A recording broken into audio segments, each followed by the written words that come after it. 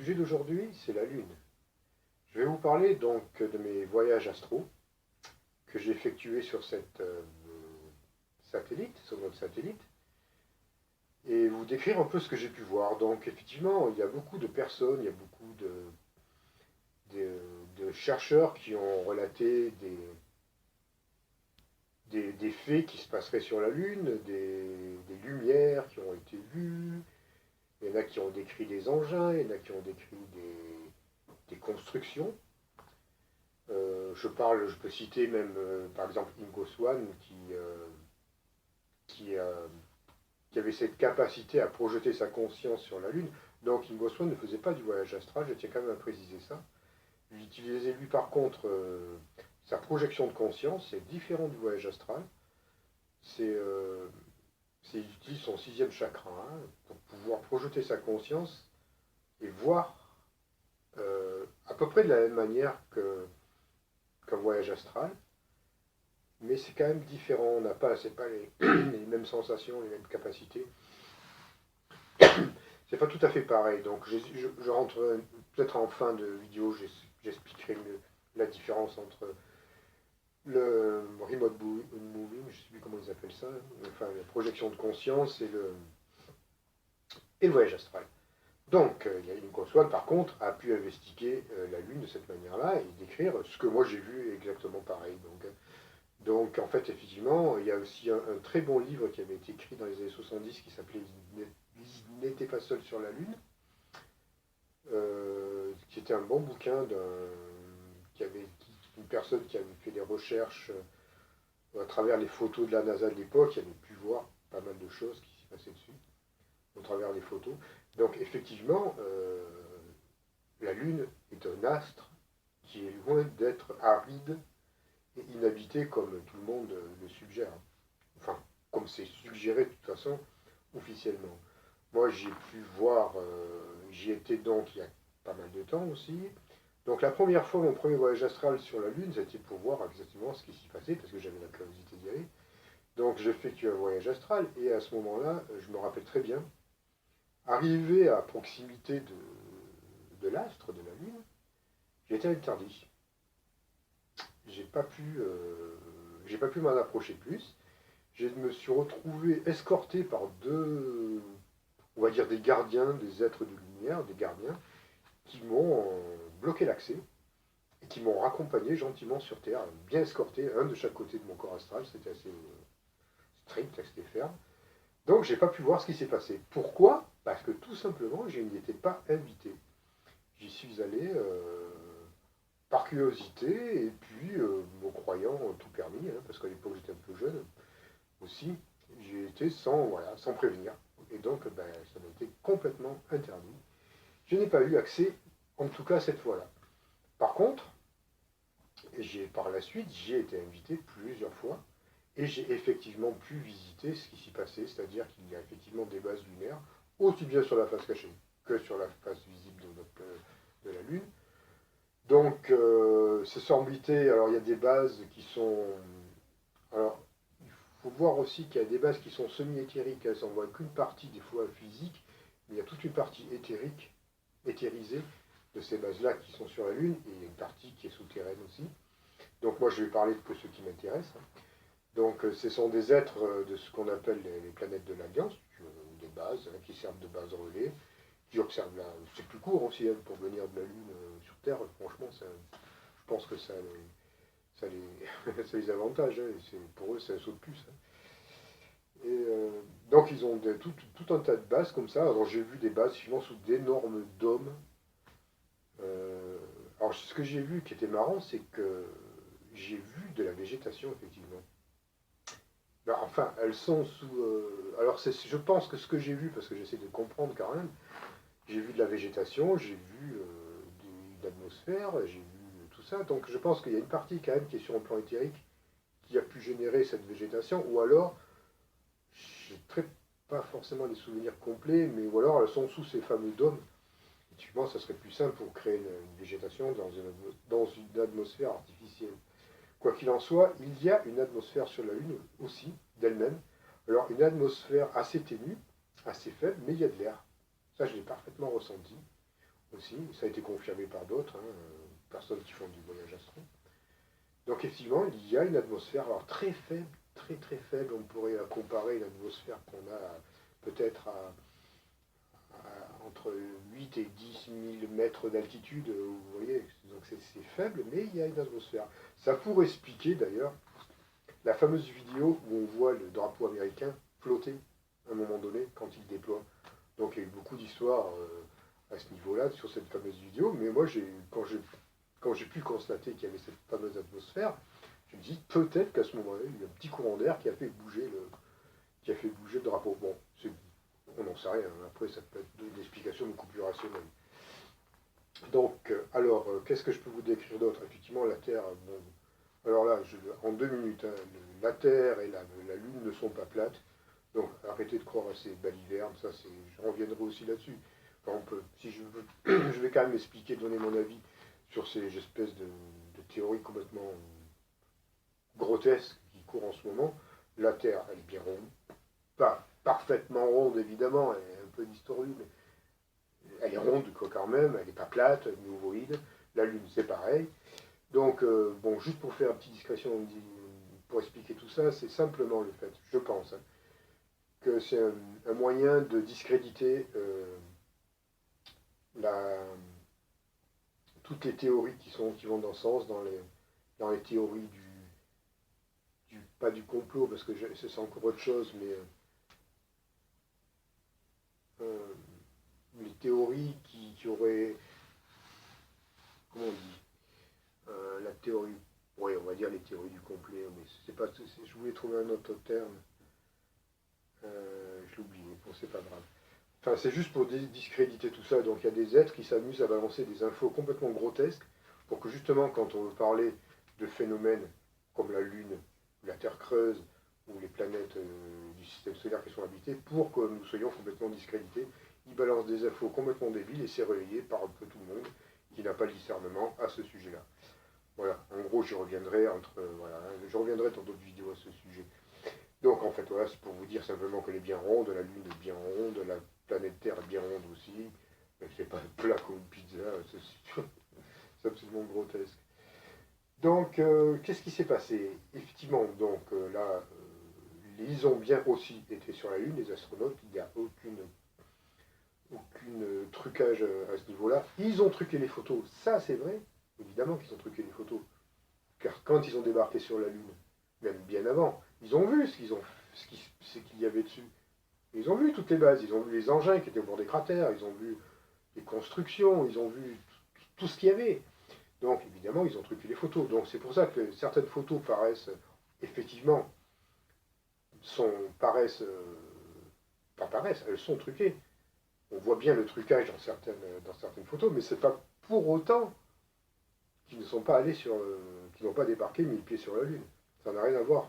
Tout simplement parce qu'il fallait à un moment donné flouter, trafiquer les photos pour pas que ça soit vu. Mais il leur fallait aussi des photos. Donc il y a peut-être eu des trucages repris en studio, c'est tout à fait possible. Hein, ça, ne m'étonnerait pas de leur part. Mais ils ont bien foutu les pieds dessus, ça je vous le garantis. Par contre, ce qui leur a été. Quand ils ont débarqué, il leur arrivait à peu près la même histoire que moi. C'est-à-dire qu'ils sont arrivés sur la Lune, les astronautes américains, en conquérant quelque part. Donc, qu'est-ce qui s'est passé? Les êtres qui sont sur la Lune, il leur a dit, pas question ici, vous n'êtes pas chez vous êtes chez nous. Donc, vous n'aurez pas en conquérant, on vous laisse faire 2 ou 3 petits trucs si vous voulez, mais c'est tout. Ce qui s'est passé, c'est pour ça qu'ils n'y sont plus retournés, parce qu'ils ne pouvaient rien faire. Ils ont été pas interdits de séjour, mais quasiment, quoi. Donc, c'est ce qui a interrompu les missions Apollo jusqu'à présent, et c'est pour ça qu'il n'y aura pas forcément des bases sur la Lune si ça se passe comme ça, quoi. Que ce soit les Chinois, les Russes ou n'importe qui, ils ne pourront pas s'y établir s'ils n'ont pas l'accord des êtres qui résident déjà, c'est-à-dire les êtres de l'Alliance. Donc voilà, donc ils ont des constructions qui sont absolument fabuleuses, des buildings, je sais pas, des constructions qui font des kilomètres de long, de hauteur, il y a de tout, Bon, c'est tout ce qui est extraterrestre. Hein. Donc ils sont là, elle est probablement creuse aussi, bien creuse comme la Terre. Parce que d'après ce que je sais, toutes les planètes du système solaire sont creuses, donc je pense que la Lune en fait partie. Et Donc il y a aussi ce fait-là, c'est qu'on voit toujours la même face, paraît-il, de la Lune. Donc là, l'info qu'on a, c'est qu'elle est maintenue artificiellement sur son axe pour qu'on voit justement qu'une partie et pas l'autre, celle qui est cachée. Donc ça serait une rotation qui serait arrêtée. Après, la science officielle va vous expliquer peut-être d'autres théories, mais moi, les infos que j'ai, c'est ça, c'est qu'elle est maintenue artificiellement sur son axe et qu'elle n'est pas originaire du système solaire. Elle aurait été amenée il y a je ne sais pas combien de temps par des entités, des extra. Il ne faut pas oublier que des extraterrestres, en tout cas certains, peuvent déplacer des planètes.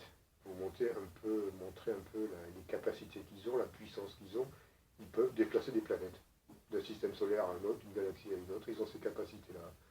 Donc vous inquiétez pas, c'est pas nous avec nos petites armes et tout qui pouvons les inquiéter. Hein. Ils nous dépassent très largement. Donc ils ont amené la Lune, je ne sais plus quand, peu importe les chiffres. Donc oui, donc les Américains sont parfaitement au courant, les Russes aussi, sont parfaitement au courant de tout ce qu'il y a sur notre satellite. Donc ils ont vu, ils ont filmé, ils ont sûrement des documents qui sont fabuleux, on voit clairement tout ce qu'il y a.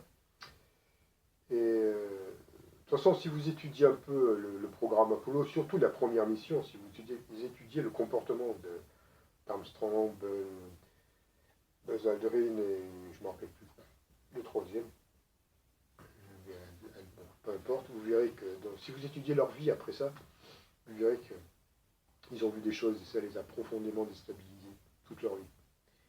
Évidemment, ce sont des militaires, malgré tout, donc ils ont toujours eu secret défense à ce niveau-là, puis là, secret défense, plus. Hein. Bien que après vous avez Edgar Mitchell qui balance pas mal au niveau des ovnis. Hein. Donc, voilà, la Lune est parfaitement habitée. Vous pouvez même voir avec si vous avez de bons télescopes, si vous pouvez voir ce qui s'y passe. Hein. On arrive à capter quand même depuis la Terre certaines installations. Des fois, on voit des lumières qui apparaissent parce qu'ils bougent, ça bouge. Il y a même des travaux miniers, on pourrait dire, sur la Lune. Hein, où vous verrez des fois un cratère qui va disparaître, ou qui va être changé de forme, ou qui va être travaillé, parce qu'ils exploitent probablement certains minerais. Donc il y a plusieurs races d'extraterrestres qui habitent aussi, qui résident sur la Lune. Il y a effectivement les bons, et aussi quelques petits gris, hein, il ne faut pas croire. Ils ont aussi droit au chapitre. Et il se passe, finalement, bon, moi, il y a beaucoup de réunions qui ont lieu sur la Lune aussi, parce que c'est aussi des lieux de réunion où convergent pas mal de planètes, d'êtres des planètes habitées. Où, évidemment, quand on va dans ces réunions, le thème c'est l'enjeu de la planète Terre, c'est le but, l'avenir de la planète Terre, c'est celle qui, comment dire, qui occupe vraiment, qui est d'actualité en ce moment hein, pour toutes les planètes de notre système solaire et même d'autres systèmes. C'est l'enjeu de la planète, son évolution et son devenir. Donc beaucoup de réunions très importantes ont lieu sur la Lune aussi. Bien des fois ça a lieu dans nos vaisseaux. Hein. Mais voilà. Bon, après je sais pas, qu'est-ce que vous dire, moi, ce que j'ai vu, c'est. Vous pouvez trouver des photos hein, sur internet en cherchant bien, où vous verrez un peu les engins, les constructions qu'il y a. Maintenant c'est assez. Parce qu'il y a quand même des fuites volontaires, hein, il ne faut pas croire. Les fuites qu'il y a de la NASA, c'est pas la NASA qui fuite.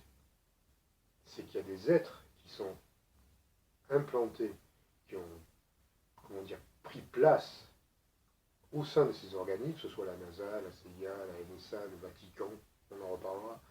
Il y a des êtres extraterrestres qui sont là, qui ont apparence humaine et qui sont dans ces organismes.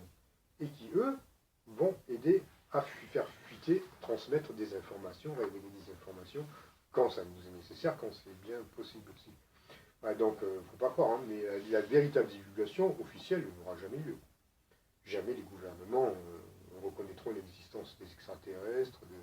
Ça, il ne faut pas y croire. Par contre, ils seront peut-être un jour amenés à ne plus pouvoir nier, parce que l'évidence sera là.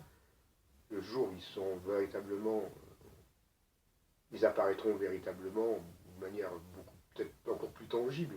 Et ça, je sais qu'ils ont dans l'idée de le faire. Hein, faut pas, c'est certain. Hein, un jour ou l'autre, ça va arriver. Hein. Et ils se montrent. Donc là, les gouvernements ne pourront plus nier, malheureusement. Puis là, ça va peut-être chauffer pour eux, parce que quand le peuple va s'apercevoir qu'on leur a menti depuis des décennies, je crois qu'il y en a qui vont devoir euh, voilà, faire profil bas. Voilà, donc bon, la Lune, j'y étais, j'ai vu, je confirme, elle est habitée, face cachée, face pas cachée, peu importe, on s'en fout. Voilà, donc c'est juste qu'une confirmation. Et le programme Apollo a bien été effectué, ils ont bien été sur la Lune, il n'y a aucun problème. Euh, Ça c'est sûr. Ils ont truqué les photos, ils nous mentent, c'est évident, la NASA ne vous dira jamais la vérité. De la même manière que pareil pour Mars. Hein. Donc, je ne peux pas parler de Mars, mais Mars, effectivement, ils y sont déjà. Avec les Black Programs, ça c'est vrai. Vous voyez les petits engins triangulaires là, noirs. C'est eux ça. Ça c'est eux. C'est la rétro-ingénierie extraterrestre, gouvernement mondial. Donc Black Program, vous ne les connaissez pas, c'est rien d'officiel là-dessus. C'est pas la NASA, on va dire que c'est l'hyper NASA, mais ça c'est vraiment vrai. Donc ils ont parcouru tout le système solaire depuis pas mal d'années maintenant déjà. C'est nos gouvernements cachés, secrets. Donc ils savent pas plein de choses. Par contre, avec les Martiens, je ne sais pas quels accords ils ont passés. Parce que s'ils ont pu s'établir, c'est qu'il y a dû y avoir une négociation assez âpre avec eux. Donc je ne connais pas les termes, je ne suis pas dans la confidence, mais il y a quelque chose. Mais ils sont déjà sur Mars, évidemment. Évidemment. Alors quand ils vous envoient des petites sondes, des petits rovers, bon, ben ça c'est la NASA officielle, qui n'est pas forcément au courant d'ailleurs de ce qui se passe sur un plan occulte. Hein. Enfin, en tout cas, pas à tous les niveaux. Donc il y a des chercheurs qui sont, quand ils vous disent, quand ils vous parlent, qui sont vraiment sincères. Quand ils vous disent on n'est pas au courant, enfin, on ne croit pas à toutes ces choses-là. Puis il y a des scientifiques qui sont vraiment fermés. Moi j'ai pu discuter avec des astronomes, bon, bah, c'est même pas la peine. Même pas ils ne s'intéressent au sujet de ce qui se passe sur la Lune. Ils ont vu, ça je vous garantis, ils ont vu. Les lumières, ils ont vu. Sûrement ils vont vous trouver des explications. Comment dire, à la science et à venir, quoi. Hein. Donc c'est toujours, c'est un peu, c'est comme ça. Et puis il y en a d'autres qui sont ouverts mais qui ne parlent pas. Vous avez l'exemple de Jean-Pierre, enfin qui parle aussi. Vous avez l'exemple de Jean-Pierre Petit, par exemple, où il sait tout. Il est au courant de tout. Bon, et il dit peut-être pas tout non plus. Je pense qu'il en cache un peu, il en sait plus que ce qu'il veut en dire. À mon avis, surtout sur un plan personnel. Mais libre à lui. Voilà, donc je pense qu'on a fait un peu le tour concernant la Lune, l'émission Apollo. Je pense qu'il y a. Voilà, donc pour moi, c'est pas. Alors, donc je peux m'y rendre, et il y a des fois où je ne peux pas m'y rendre, il y a des fois où je ne peux pas. Quand ça ne m'est pas autorisé, je beau faire, alors là c'est marrant, on verra en voyage astral, si ça vous jour vous arrive, vous ne pouvez pas. Vous avancez à 2 mètres à l'heure, donc vous êtes retenu, on ne peut pas, il y a quelque chose qui se fait, qu'il y a un blocage. Et puis bon, il y a quand même 310 000 km, hein, à 2 km/h, même en voyage astral, vous n'êtes pas près d'arriver. Donc, or que quand j'y vais, ça peut être instantané quand j'y suis invité. Donc il y a toujours pareil, il y a des lois, il y a des règles à suivre. Alors des fois ça m'est autorisé, des fois ça ne m'est pas autorisé. Mais sinon, quand ça m'est autorisé, c'est extrêmement facile d'y aller. Et c'est, par contre, très beau. Moi, j'ai bien aimé. Ça ressemble pas mal aux photos, effectivement, aux photos de la NASA. À part que moi, j'ai eu plein de choses en plus que ne nous montre pas la NASA. Et c'est quand même très agréable. C'est marrant de voir la Terre vue de la Lune. C'est assez marrant. Puis il y a une vibration, il y a une énergie qui est, je sais pas, qui est assez agréable. J'aime bien. J'ai bien aimé la Lune et j'aime bien y aller de temps en temps.